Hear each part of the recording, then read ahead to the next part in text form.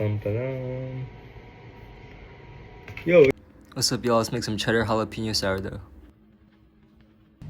I haven't even mastered plain sourdough yet, so I kind of got ahead of myself, but I just went for it. It smells crazy. Kept it simple here. I did the same score as last time. Oh. Yo, y'all see that?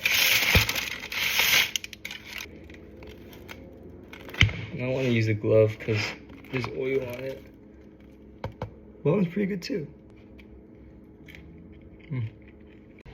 Alright, y'all. Wait. Alright, y'all. Let's check this out. 1:44 a.m. We just got back from a birthday party. You can see it didn't. This side didn't rise as much. I think I couldn't score as deep because of the inclusions. But anyways, this shit. Like this. Yeah, like this. Honestly, I don't know what got into me to making cheddar jalapeno sourdough when all of my normal ones have been slightly gummy inside, underproofed. But I proofed this for like, low-key, 10 hours. More? 11?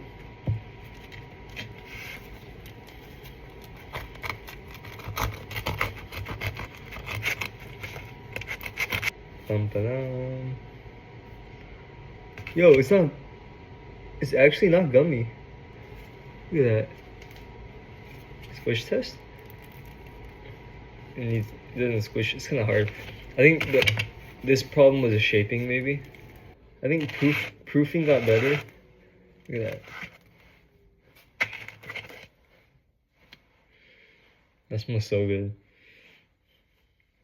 Let me see right now. It smells so good. But I think the proofing got better. I think the shaping had an issue. Overall, not bad. Alright, peace.